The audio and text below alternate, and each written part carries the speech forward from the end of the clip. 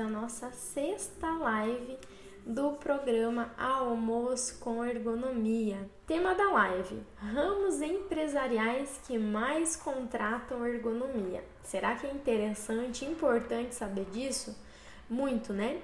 Primeiro, para você já estar preparado, né, para quando chegam esses orçamentos, você já ter uma prévia, deve ser por isso, né? Eu vou trazer realidades aqui para vocês da minha vivência e também para você enriquecer o seu portfólio de clientes. Ou seja, se tem uma empresa, né, um ramo empresarial que solicita mais ergonomia, ora, eu vou dar um ênfase no meu portfólio de serviços, porque eu sei que hora ou outra essa empresa, esse ramo empresarial vai chegar para mim, né, para solicitar um orçamento. E é muito importante quando uma empresa te conhece, chega até você para solicitar um orçamento, que o primeiro impacto que ela tenha, a primeira percepção que ela tenha sobre você é que ela olhe para você ou para a tua empresa, para os teus serviços e se sinta confiante, confortável e segura de que você também entende do problema dela, ou seja, da situação dela, ou sobre o tema da live de hoje, sobre o ramo empresarial dela. Então, se você deixa qualquer sinal de que você entende do ramo empresarial dela, de que você já, de repente, já tenha tido essas experiências, ou se você não teve essas experiências ainda nesse ramo empresarial, não tem problema, você pode dar sinais de que você é entendido desse assunto, né? E isso traz uma segurança muito grande para a empresa. A gente sabe que na grande maioria das situações, as empresas que chegam para a gente para solicitar um orçamento, elas não estão falando só com a gente, né? Elas estão também abordando, falando com outros profissionais, com outros prestadores, com outras empresas de ergonomia. Então, é fundamental você já ter esse primeiro impacto positivo na empresa, de dar sinais de que você conhece desse ramo empresarial dela, ou se, né, você já teve experiências, melhor ainda, mas não que isso te descarte, né, desse processo de cotação, de que você entende da realidade dela, de que você conhece as normas que ela precisa cumprir. Então, esses sinais que você pode dar em todo um processo de cotação de orçamentos para serviço de ergonomia, isso facilita a tua visão perante essa empresa, né? Então, você como profissional, como autônomo, como empresa, que você entende desse assunto que ela precisa que você ajude hoje relacionado à ergonomia. Então, todos esses ramos empresariais que eu vou trazer para vocês hoje que mais solicitam ergonomia, é muito importante você, quando essas empresas chegarem, né, até você, que você transfira essa confiança, essa segurança para elas, de que você sabe do que elas mais precisam, o que pode estar acometendo elas. E eu vou dar várias dicas para vocês hoje, para vocês já chegarem preparados, né? Mesmo que você seja um iniciante, que você nunca tenha tido experiências em ergonomia com esse tipo de ramo empresarial, né? E se você já teve experiências neste ramo empresarial, você vai poder acrescentar, somar muito mais ainda quando você tiver esses trâmites, né, de processo de contratação de ergonomia com essas empresas. Mas se você não teve nenhuma experiência, fica tranquilo que você vai sair da live hoje sabendo muito sobre esses ramos empresariais que mais nos contratam, para você não chegar nessa empresa de uma forma crua, já com um pouquinho de amadurecimento sobre o que mais acontece nessas empresas e sobre os motivos, os principais motivos de elas estarem nos rankings de solicitação de serviços de ergonomia, ok? Primeiro ramo que mais contrata ergonomia. Não poderia ficar, né? Tem que ficar em primeiro lugar, não tem nem jeito. Frigoríficos. Tá? Frigoríficos, eu acredito que disparadamente é o ramo empresarial que mais contrata ergonomia. E por quê? Né? Por que eles têm esse perfil, essa característica, essa necessidade um pouco mais disparado dos outros ramos empresariais, dos outros tipos de serviço oferecidos. O que acontece nos frigoríficos? Eles sempre tiveram um alto índice ali de afastamentos, de queixas, de doenças, de acidentes, sempre tiveram um índice elevado, né? Só que não é tão simples para identificar isso, né? Levou bons anos ali para identificar que porque para a gente fazer comparações tem que ter dados, e para ter dados precisa de tempo, né, para coletar dados. Então, com o passar dos anos, verificaram que os frigoríficos sempre estavam nos rankings ali de afastamento, queixas e doenças. Foram verificar por quê, né? Por que acontece isso? E os frigoríficos, eles têm características bem peculiares, bem particulares de perigos, né, relacionados à saúde e segurança do trabalho. Uma dessas características, né, é o manuseio de cargas grandes, né? Então você pega uma peça de um boi, por exemplo, uma peça ali de no mínimo 30 quilos, né? Tem que ser manuseada, uma peça de 50 quilos, de 70 quilos, hoje até estão conseguindo fazer cortes menores dessas peças grandes. Eu vou dar o exemplo de bois, né? Mas quando eu digo frigoríficos, lembrem de abates de todos os tipos de animais, porque estão na mesma classificação econômica e tudo mais, tá? Então, abate de animais de modo geral. Tem abate de aves, de suínos, de bovinos, de peixes também, né? Então, assim, mas eu vou dar o exemplo do bovino, que é mais fácil a visualização. Então, o que acontece? Tem manuseio de peças grandes, com cargas grandes. Então, isso é um perigo, né? Um dos perigos alarmantes que acaba por acometer mais acidentes, mais doenças, afastamentos e queixas. Uma segunda situação é a questão do frio, né? Então, ambiente frio. Sempre que a gente fala de ambiente frio, é um ambiente que ele aumenta todas as situações de predisposição que já tem para uma condição negativa. Então, por exemplo, lá no frigorífico também tem alta repetitividade, porque são ciclos de trabalho, né, que se repetem, tem meta de produção, é repetitivo. E a repetitividade junto do frio, ela aumenta esse perigo, esse risco, né, porque são dois fatores associados que aumentam muito as más condições de ergonomia e que facilitam para um afastamento, para uma queixa, para uma dor, para uma doença, para um acidente do trabalho. Outra situação, a carga mental. Se tem uma carga mental, que no frigorífico também existe pela questão de ser um alto ritmo de trabalho, por ser monótono, né? Por ter metas de produção, né? Por ser um trabalho completamente colocado de acordo com a linha de produção. Então isso gera também uma carga mental, somado com o frio, aumenta muito esse perigo, esse risco. Então o frio, além de ser uma causa fisiológica negativa, né? Baixas temperaturas, ele associado com outros fatores, ele fica muito acima ali dos limiares, que não protege o trabalhador, muito pelo contrário, expõe o trabalhador a mais situações de não ergonomia, de queixas, de acidentes, né? Tem uma segunda situação também, uma terceira situação, perdão, a umidade, né? Ambiente úmido. Quando associa umidade, frio, carga mental, né?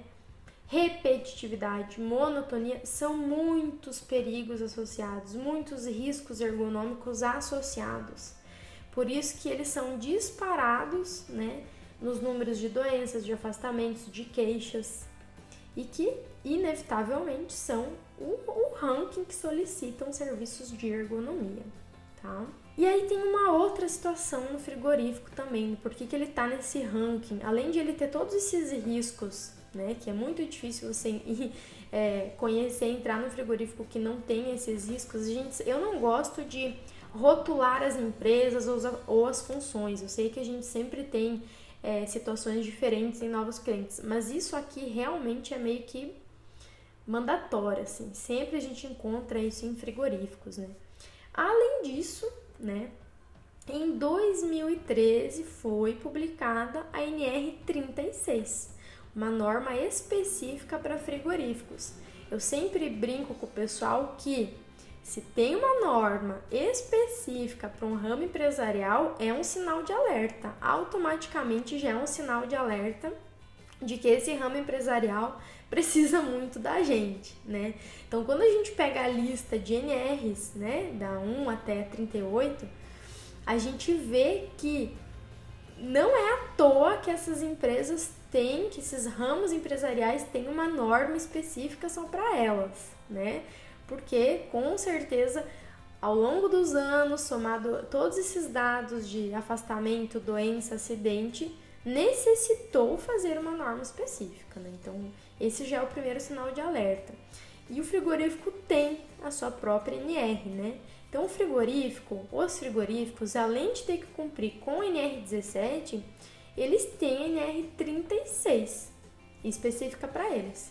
E quando você lê NR36, 70, 80% dessa norma é ergonomia pura.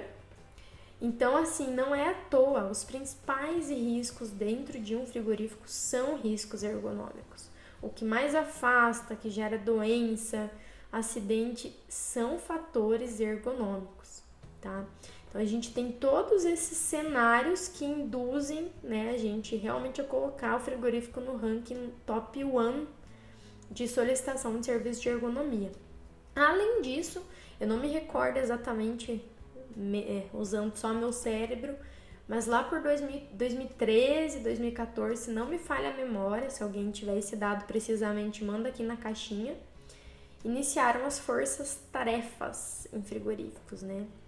Que era uma equipe multidisciplinar com órgãos, né, de diversas áreas, Ministério Público, Sereste, Secretaria do Trabalho, auditores e tudo mais, que faziam inspeções, era um verdadeiro mutirão nos frigoríficos, para fazer um pente fino das situações, entregar um relatório e exigiam essas melhorias. Então, aumentou demais a demanda desses trabalhos dessa época para cá, né? Começou com a NR36, depois com as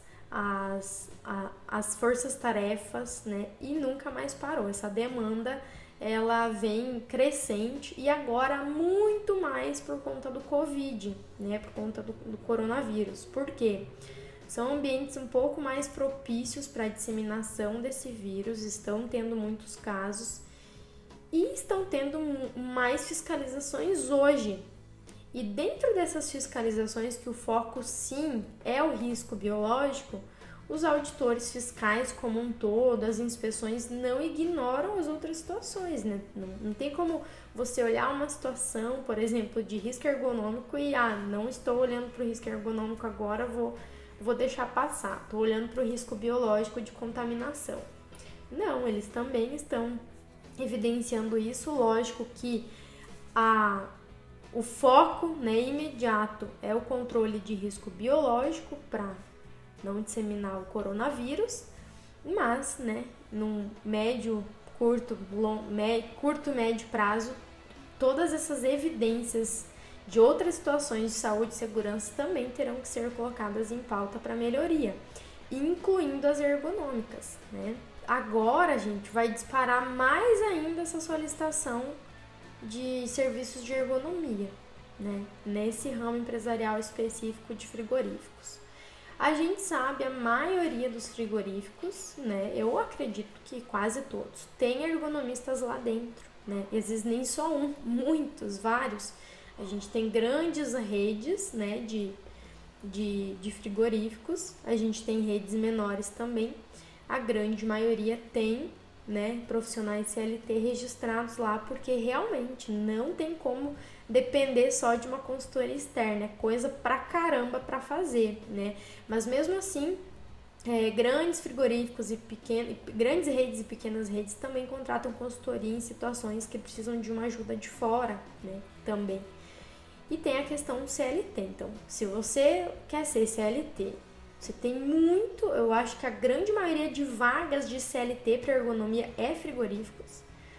E se você é um consultor também, você tem campo de atuação. Então, são os que, assim, disparado mais contratam, né, ergonomista e serviço de ergonomia. E para fechar, né, isso dos frigoríficos, nosso primeiro ramo que mais solicita, né, tem um item na NR36 se não bastasse um, tem dois. Além da NR17 exigir análise ergonômica do trabalho, na NR36 tem 2 itens que falam de análise ergonômica do trabalho específica para frigoríficos. Lá no item 36.5.3 diz que precisa fazer análise ergonômica em situações de manuseio de carga, né, para ver se está compatível esse manuseio de carga com as condições dos trabalhadores. E tem um segundo item que é o 36.15 só de análise ergonômica do trabalho. Como que ela tem que ser feita, além de todos os critérios da NR17, ela coloca mais itens específicos, né, para frigorífico, apresentar para a CIPA, para os trabalhadores, fazer sugestões ergonômicas específicas para cada situação, implementar, né, melhorias ergonômicas específicas para cada situação, reavaliar após essas melhorias. Então, depois da live, pega a NR36 e lê na íntegra, né, para você ver a riqueza de informações e de solicitações voltados para a ergonomia em frigoríficos, tá? Faça isso que você não vai se arrepender, mas depois da live que tem mais coisa aqui para você. Então, esse foi o nosso primeiro ramo empresarial que tem mais solicitação de serviços de ergonomia. Segundo ramo empresarial que mais solicita serviços de ergonomia, hospitais. Tá? Hospitais, sem dúvida, eu não vou dizer, esse ranking, pessoal, não é fiel, tá?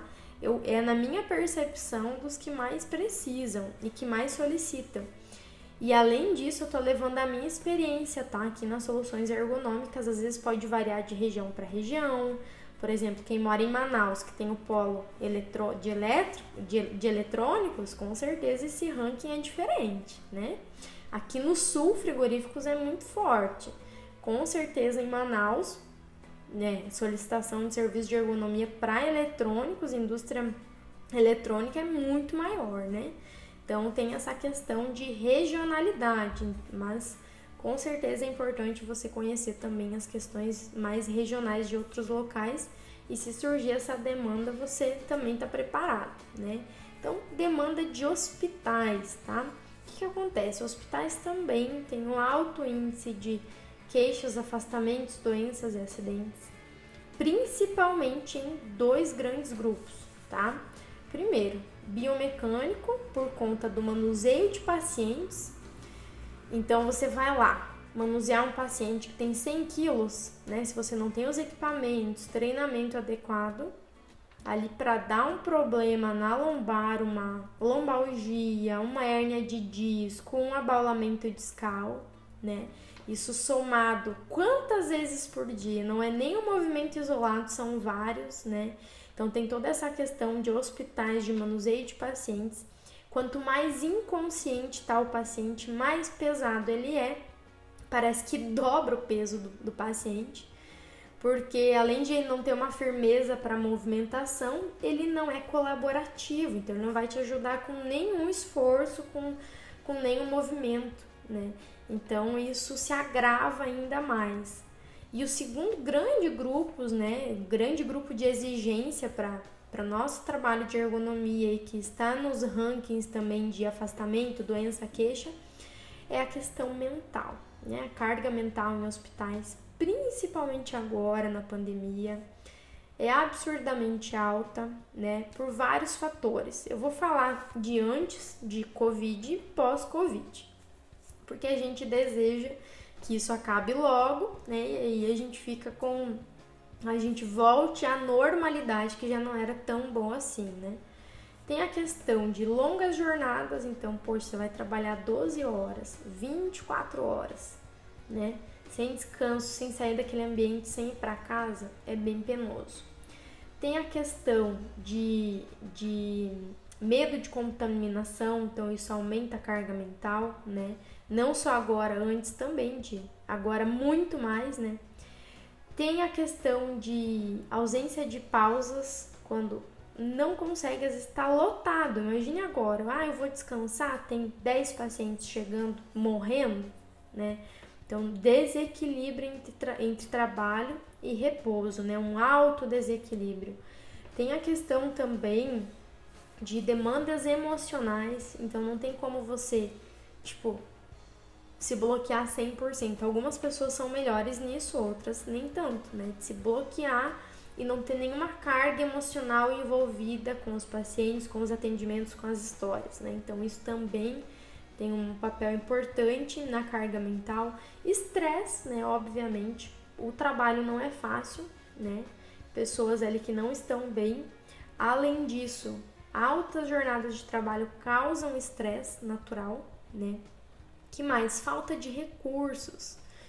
Bom, a gente vê diariamente em notícias a ausência, a falta de recursos, né, em hospitais. E a gente esquece que não é só a questão de política, de dinheiro e de não sei o que, a gente esquece que tem profissionais lá do outro lado tendo que fazer milagre com o que tem. Então isso aumenta muito a carga mental, né? Por quê? Você tem que resolver conflitos diários, né? Com falta de material, equipamento e tudo mais. Isso, a carga mental fica completamente abalada. Que mais? As escalas, né? Que é complicado, 12x36, tem escalas variadas também. Então, também atrapalha um pouco lá na vida pessoal daquele trabalhador, na socialização dele, na casa dele, na vida familiar, né? Que mais que a gente tem? Alta demanda temporal, então tem que fazer muitas coisas com alto nível de responsabilidade em curto tempo, né? Porque trabalho com vidas, né? Literalmente. Então, às vezes você tem várias atividades que você está fazendo ao mesmo tempo, que todas elas exigem muita responsabilidade e que tem que ser feitas rápidas, porque são pessoas, são vidas. Então, isso para a carga mental é bem terrível, né?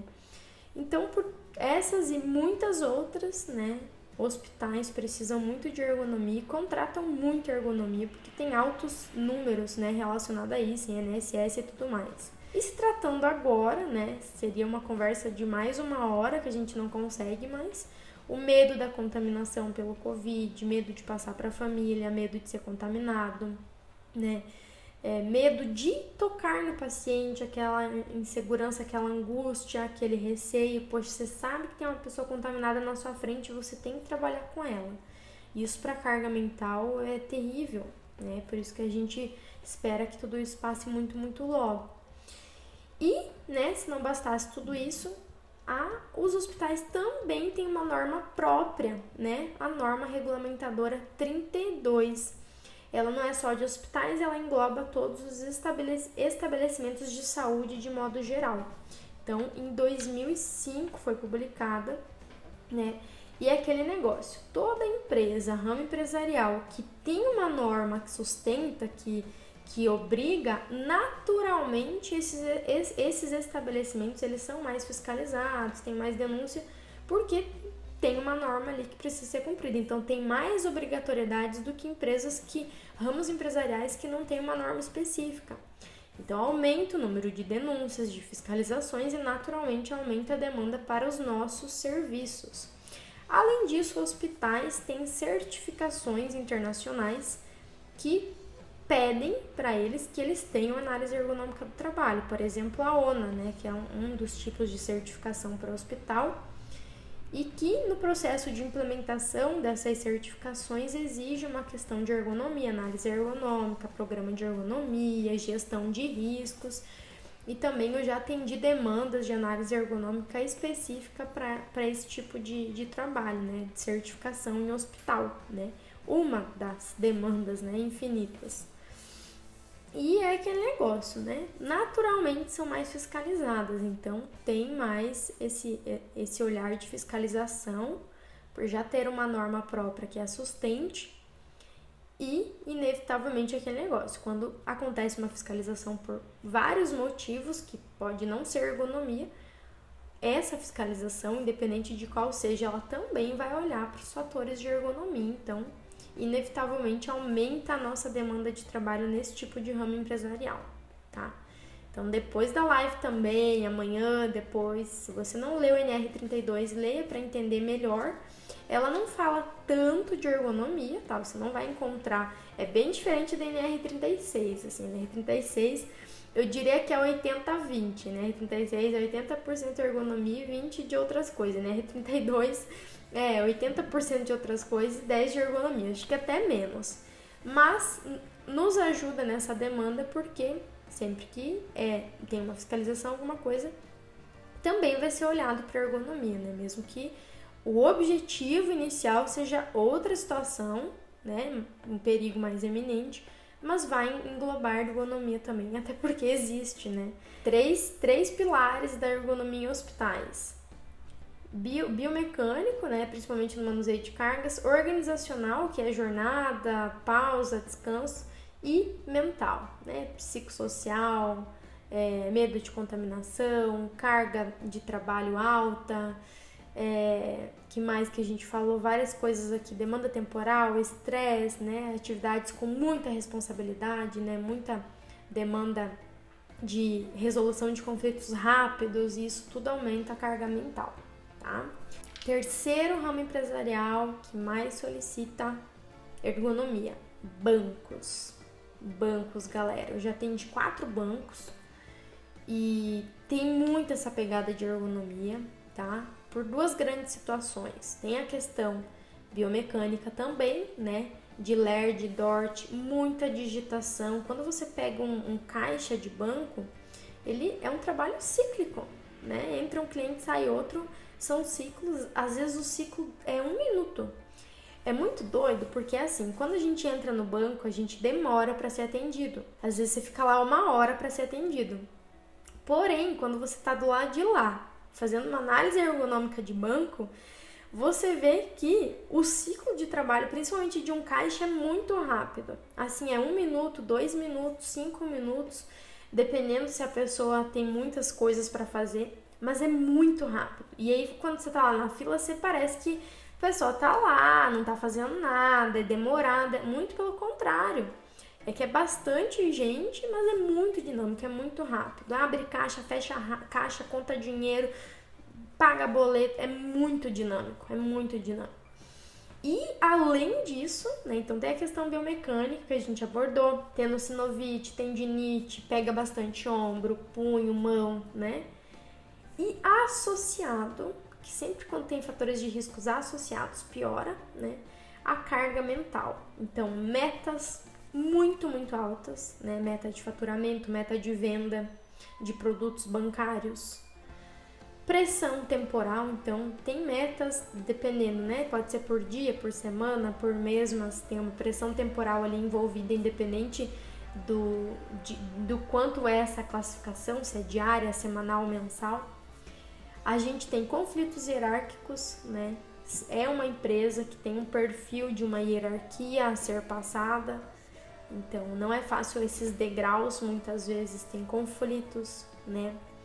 Tem assédio muitas vezes, então é outro fator bem importante, né? O que mais que a gente tem? Já falei de metas, pressão, estresse, obviamente, por tudo isso somado, né? E não é fácil. Aí você tem a biomecânica e a questão mental, que associadas uma piora com a outra. Por quê? Gente, é normal. Se eu tô com uma dor, todo mundo aqui já sentiu dor alguma vez na vida, ou tem uma doença crônica, ou já passou por algo mais agudizado, pontual. Não tem jeito. Se você tá com uma dor com desconforto, você fica mais irritado, né? A tua percepção, ela fica alterada, você fica mais irritado, mais estressado. Isso eleva a carga mental. E o contrário também. Se eu tenho uma carga mental que tá ali elevada, estresse, pressão, conflito hierárquico, meta que eu não bati, produto que eu não consegui vender, a fila tá estourada, tem a questão que, né, tem ali um número que eles têm que dar um jeito de limpar essa fila, porque senão tá estourando. Eles também têm meta de tempo de atendimento e de tempo de espera de fila. Ao mesmo tempo que você tá lá na fila achando que tá demorando para ser atendido, eles estão loucos lá atrás dando um jeito, porque eles estão estourando a meta temporal de minutos máximo que você fica numa fila. E aí, o cliente que chega estressado, né? Ele tem toda a carga mental da corporação e mais o cliente que chega ali estressadíssimo porque tá há 40 minutos na fila e onde já se viu. Enquanto isso, ele estava se desdobrando para você conseguir chegar em 40 minutos porque o tempo natural estava em 1 hora. Quem aqui já descontou sua raiva em bancários? Conta aqui pra mim, não precisa ter vergonha. O importante é a gente assumir e melhorar, né? Depois que eu comecei a trabalhar com ergonomia, que eu comecei a fazer análise ergonômica em dezenas de ramos empresariais diferentes, vocês não têm noção a empatia que eu desenvolvi dentro de mim de tratar bem as pessoas, caixa de supermercado, teleatendente, bancário, atendente de posto de gasolina, porque são pessoas que lá do outro lado você não tem noção o que elas estão passando para dar conta de fazer aquilo que você considera o mínimo.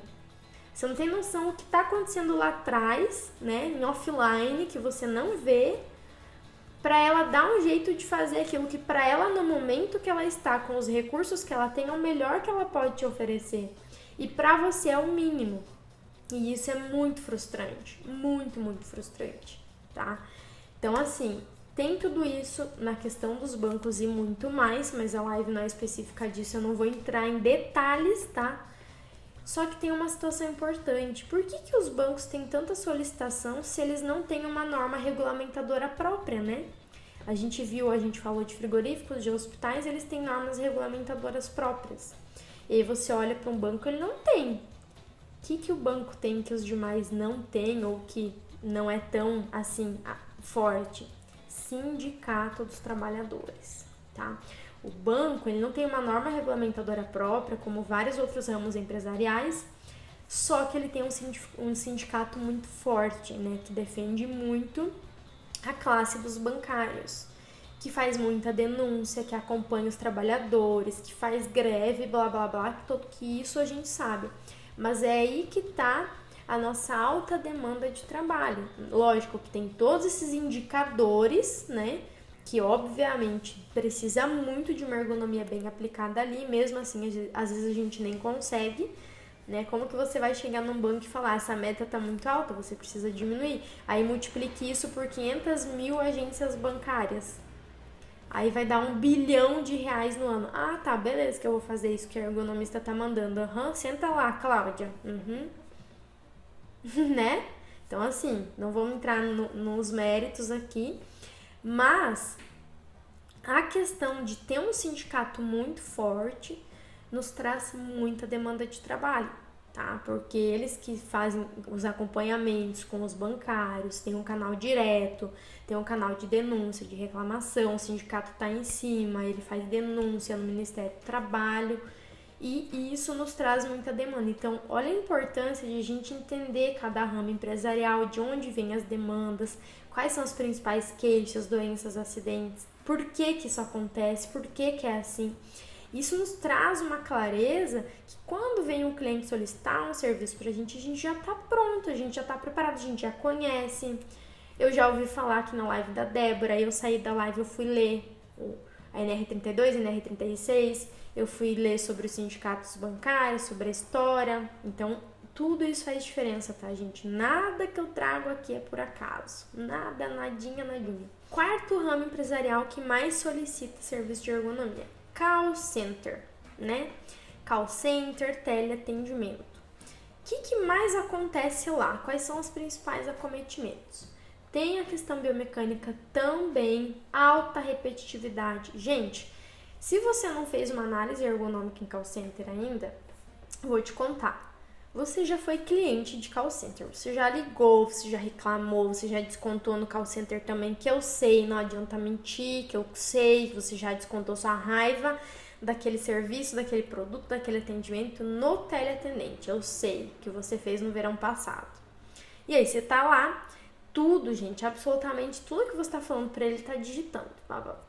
Pensa isso, pensa um atendimento de 5 minutos, onde a pessoa não parou de falar, o atendente tá lá, registrando esse atendimento.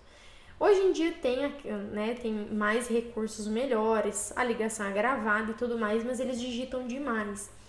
Todo o tempo que você está lá falando, lá no telefone, ele ao mesmo tempo ele já está buscando todas as informações da tua ficha, o teu histórico na empresa, o que você comprou, o que você não comprou, o que você quer resolver. Ele já tá lá com o mouse a 1000 por hora, ele já tá ali no teclado a 1000 por hora. Então tem uma questão biomecânica muito forte, né? E também são ali equiparados a ciclos de trabalho, né? Existem as variações dentro do ciclo, mas são ciclos. Então tem a repetitividade, tem a questão de monotonia, né?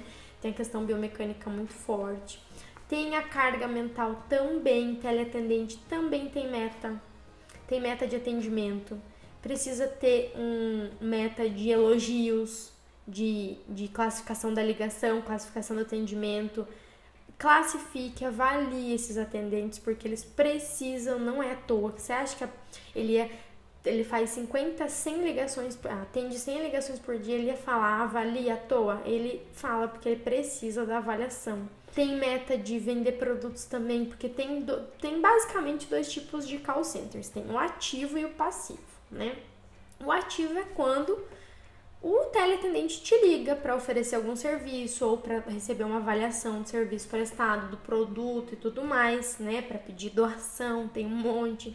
E tem assim, o segundo tipo, que é o passivo, ou seja, eu ligo para o teleatendente ou para fazer uma reclamação ou para pedir ajuda, para sanar uma dúvida.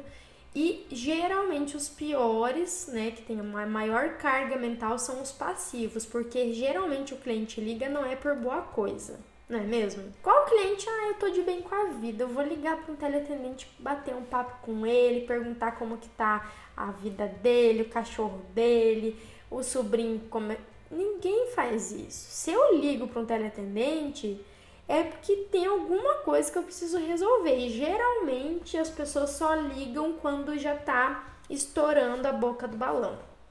E aí já vem com uma carga negativa, já briga, já xinga, já, né, manda a mãe dele tomar naquele lugar. Gente, é horrível isso. Quem aqui nunca fez isso? Conta pra mim. Eu sei que vocês já fizeram isso. Não vou falar desses xingamentos, mas todo mundo aqui já descontou sua carga mental em um atendente que não tem culpa nenhuma daquilo que aconteceu com você e com aquela empresa, com aquele serviço. Da TIM, da Oi, da Vivo, do banco, né? Da internet, da net. Então. E aí, além de todas essas situações que a gente tem a questão de cordas vocais, tá? Isso é muito pouco abordado. Lógico que a gente, profissional da ergonomia, não é o nosso foco, tem os fonoaudiólogos, que eles são especializados nisso, né? A minha fono, olha que engraçado, a minha fono, que faz fonoterapia em mim hoje, que eu sou paciente, ela era fono do banco que eu trabalhei como ergonomista. E a gente se conheceu no banco, ela era fono dos teleatendentes que ficavam o dia todo falando, né? 5 horas e meia com poucas pausas, é uma exigência. É diferente você estar conversando com seu amigo de quando você está trabalhando com a voz. São completamente diferentes. Eu aqui, fazendo essa live, a minha exigência vocal é completamente diferente de quando eu tô conversando com um amigo, com o meu namorado, com a minha mãe. A exigência vocal é muito maior, tá? E aí tem os distúrbios nas cordas vocais, né? Rouquidão, perda de voz e tudo mais. Tem isso, a gente não entra profundamente, a gente faz orientações gerais sobre isso, superficiais, mas tem a fono específica para isso. E aí, o call center tem o anexo 2 da NR17 específico para isso, né? Para ergonomia em call center. Então, tem todo um cronograma, tem a questão de treinamentos de ergonomia, análise ergonômica de call center, registro de pausa de 10 minutos, intervalo de almoço de 20 minutos, registros dessas pausas. Tem muita questão de ergonomia, né? Anexo 2 da NR17. Então, de novo, né? Não basta ter a NR17 inteira para atender, tem um anexo exclusivo para o call center. Então, inevitavelmente, tem uma demanda de trabalho maior, tem uma procura maior, porque é uma obrigatoriedade a mais. E não é à toa, né? Traz muitos benefícios cumprir com esta obrigatoriedade ergonômica. Então, tem essa demanda de trabalho grande, tá? E aí eu trouxe aqui para vocês a questão do anexo 2, tá? Ele foi introduzido no NR17 em 2007, tá? E especificamente lá no anexo 2 fala sobre treinamento de ergonomia para call center a cada 6 meses, tá? E no item 8.4 fala só de análise ergonômica do trabalho em call center. Como que tem que ser, o que tem que ter, o que não tem e tudo isso, tá? E nesse anexo também tem como precisa ser o mobiliário. Então, é muito importante para a ergonomia de concepção. Ela vai criar-se um call center. Como que tem que ser o mobiliário, a cadeira, a mesa, o computador, tudo certo, a iluminação, as divisórias, tem tudo lá e a gente tem uma demanda grande para esse serviço, tá? Quinto ramo empresarial que mais solicita ergonomia, supermercados, tá? Supermercado solicita muito, basicamente por duas situações, duas grandes situações. A primeira é a questão de manuseio de cargas, então chega a mercadoria no mercado, que é muita carga, é muita carga, é muito peso, muita caixa, muito saco, muito tudo, é tudo muito grande, né? Principalmente em grandes mercados. Aí tem que ter toda a alimentação, a distribuição disso. Aí tem a primeira etapa, que é a distribuição no armazém, né? No almoxarifado, lá na parte mais logística. Tem a segunda etapa de separação. Aí vai para uma terceira etapa de alimentação do mercado. Então, leva, faz o abastecimento. Então, é muito manuseio de carga, tá? Muitas caixas. Você vê lá bonitinho, né? Você vê o pacote de arroz de 1 quilo lá no mercado, se você nunca fez uma análise ergonômica em mercado. Mas aquele saquinho de 1 quilo, ele tava numa caixa com 30 outros saquinhos que pesava 30 quilos. E junto dessa caixa tinha mais 30 caixas de outros alimentos e mais 200 caixas de outros alimentos. Então, tem muita demanda, né, para análise ergonômica com foco nesse manuseio de carga. E uma segunda situação também, a parte dos operadores de checkout. Sabe quando você está lá na fila do supermercado, que você vai passar suas compras? Você não tem noção a quantia de problema que aquelas pessoas podem desenvolver. Não é à toa que temos o anexo 1 da NR17 específica para operadores de checkout, né? A gente está com foco em supermercados, mas pode ser operador de checkout, né? Caixas de outros ramos também que faz, né? O problema do supermercado é o alto volume de pessoas, né? Todo mundo tem que comer, né? E os pesos, né, que passam ali. Tem produtos de até 6 quilos, né, que passa ali. E o problema é quando não tem um mobiliário adequado para poder fazer esse manuseio de peso. Não é só, tá fazendo a leitura de preço. Não, tem um manuseio de peso ali acontecendo. Quando pode fazer o manuseio sentado, quando pode fazer o manuseio em pé, quando que é melhor, como orientar, né? Então, tem a questão da análise ergonômica para supermercados e também a questão de treinamentos de ergonomia para supermercados.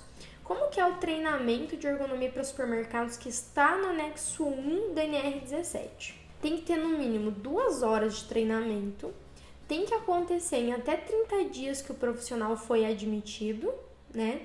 E aí a reciclagem é anual, uma vez por ano, diferente do teleatendimento, que é semestral. O operador de checkout, a pessoa que fica lá no caixa do supermercado, é anual, também de 2 horas, né? E esse treinamento tem que ter material didático e tudo mais, e tem que ser durante a jornada de trabalho, todos, né? Tem que ser durante a jornada de trabalho, mas só para enfatizar aqui, tá? E aí também não é à toa que temos um anexo específico para esse ramo, né, de trabalho, né? Anexo 1 da NR17 é só para operadores de checkout. Não é à toa, né? Porque tem alguma coisa, tinha algum problema ali a ser resolvido, algum problema latente, né? E os supermercados precisam ter tudo de acordo com o anexo 1 da NR17. Então, a ergonomia de concepção vai iniciar um supermercado, já faz o posto ali do checkout de acordo com as exigências da NR17 do anexo 1, né? Treinamentos periódicos de reciclagem, tudo de acordo com o anexo 1 da NR17. ok? Gente, nós vamos pro último ramo empresarial que mais solicita ergonomia, só que tem uma lista gigantesca, porque eu só consegui trazer 6, né, numa aula de 1 hora. Mas se você pegar só esses 6 ramos que eu vou trazer e multiplicar pelo número de empresas que tem no país, gente, é trabalho para 2 vidas inteiras. Imagine todas as outras, é muito trabalho. 6º ramo que mais solicita ergonomia, construção civil, né? Por alguns motivos. Primeiro, tem a questão de manuseio de cargas grande, né? Saco de cimento, tijolo, tem bastante acometimento biomecânico. E tem uma segunda situação que não é 100% relacionada à ergonomia, mas que faz com que tenham auditorias, fiscalizações, que é questões insalubres, né? Então tem muita questão insalubre na construção civil, que faz com que esse ramo empresarial tenha um olhar maior da parte das fiscalizações, de normativas e tudo mais. E, inevitavelmente, como a gente já conversou, quando tem uma fiscalização maior, a ergonomia entra, porque não é porque estou fiscalizando trabalho em altura que eu vou ignorar tudo que tem de ergonomia. Entra ali no combo, né, no pacotão de fiscalizações. E aí, tem um segundo fator, né? A construção civil tem uma norma regulamentadora própria também, que é a NR18, e, como a gente já conversou, inevitavelmente, quando tem uma norma própria, primeiro, é porque tinham problemas graves a serem resolvidos, né, números altos, e também porque vão ser mais fiscalizadas naturalmente, porque tem mais obrigatoriedades a cumprir, e entra no combo ergonomia. E aí tem um terceiro fator de serem ramos empresariais que solicitam mais ergonomia, é que a construção civil ela está exposta, né? É um convite para auditores fiscais do trabalho entrar, pisar ali na obra, porque ela é aberta, diferente das outras milhares de empresas que são lá fechadinhas, tem um muro, um portão, uma porta, né? Você não vê o que está lá dentro. A construção civil ela é exposta, ela está aberta para todo mundo ver. Todos somos fiscais de construção civil, porque todo mundo vê o que está acontecendo ali. Então, inevitavelmente ocorrem mais fiscalizações, porque imagina, tá passando a auditora, né, uma pessoa da lei, aí olha uma situação, vai parar, né? Inclusive, eles têm que fazer isso, essa abordagem, né? Você não pode negligenciar algo que está sendo visto. Então, tem mais fiscalizações por conta disso, né? E, inevitavelmente, entra toda a questão, não só de insalubridade, de trabalho em altura, entra a questão ergonômica, manuseio de cargas e tudo mais. Gente, eram esses seis ramos empresariais que eu queria trazer para vocês hoje, que disparados são os maiores mesmo, que mais tem solicitação. Como eu falei no comecinho da live, depende, a região que você tá tem a questão regionalista, então polos automotivos, né, vai ter mais solicitação de ergonomia em empresa automotiva. Quem tá lá em Manaus, tem alguém de Manaus aqui, tem uma alta solicitação de empresas de eletrônicos por conta do polo de Manaus, né? Que aqui não tem isso, por exemplo, aqui no Sul. Aqui no Sul é muito forte frigoríficos, né? Porque tem muita fazenda e tudo mais. Mato Grosso também, né? Então, tem essas questões específicas, mas eu acredito que tudo que eu trouxe para vocês é totalmente replicável nas regiões que vocês estão. Gostaram, galera? Vou abrir para perguntas. Nós temos 5 minutos, tá? Eu vou ver o que eu consigo fazer. Ó, a galera aí de Manaus, show de bola, né? Tem outras demandas, né? Bem maiores que aqui, por exemplo. Mas eu acredito que é muito replicável em qualquer região que vocês estão, tudo isso que a gente abordou. Vamos lá, galera. Vamos ver o milagre que eu vou conseguir fazer aqui para responder. Gente, tem muita pergunta. Vamos lá. Gente, eu vou dar ênfase para as perguntas do tema, tá? Como tem muita pergunta, eu vou dar ênfase para Otávio. na área de frigoríficos usa apenas a NR 1733, seria isso? Otávio, não é só isso, tá? A gente tem outras normas relacionadas também à ergonomia e análises específicas que a gente pode também aplicar dentro dos frigoríficos, tá? Vou dar um exemplo, né? Frigorífico tem muito manuseio de frigorífico tem muita repetitividade, né? Trabalhos repetitivos. Uma norma muito utilizada para fazer essa análise é a ABNT-NBR ISO 1122283, né? Parece uma bíblia. ABNT-NBR ISO 1122283. Não é que ela seja obrigatória como a NR 1736, mas ela é uma norma muito utilizada por conta dessa análise de repetitividade que a maioria dos frigoríficos tem, tá? Então, não usa apenas NR36 e NR17. Eu diria que no frigorífico é um mínimo que tem que ser utilizado, ainda mais por conta da obrigatoriedade NR1736. Mas a gente tem várias outras também que a gente usa, né? Não só em frigoríficos, mas em várias outras análises que são normas muito boas, às vezes normas internacionais, normas específicas para um tema, né, que a gente precisa analisar e que a gente analisa também. Não usa apenas 1736, tá? 1736 é um mínimo que tem que ser usado e que, obviamente, se usar muito bem a 17 e a 36 para frigorífico, você já vai estar ali, né, com 80, 90% muito bem analisado, tá? Francine, tem demanda para os servidores de universidades? Assim, o que acontece? Quando a gente fala de universidade, tem duas visões, né? Servidores, você já mandou, que são os públicos. Geralmente, os órgãos públicos, as instituições públicas, elas são as que menos fazem, tá? E isso deveria ser muito criticado, porque a gente presta serviço também para os órgãos públicos, né? Porque a gente precisa prestar contas para o Ministério Público do Trabalho, INSS e tudo mais. Deveriam ser quem dá exemplos, né? Quem dá exemplo vai lá e faz primeiro, melhora primeiro. Mas a gente vê que são os últimos a fazerem, tá? Existe demanda, sim, mas são os últimos a fazerem. As empresas privadas geralmente são muito mais fiscalizadas e sempre solicitam, tem mais demanda para privada do que para a pública, tá? Então, se você for montar um portfólio, eu focaria nas privadas do que nas públicas, porque a demanda é muito maior, tá? Ótima pergunta, Marisa. Será que teremos um anexo 3 da NR17 com aumento do home office?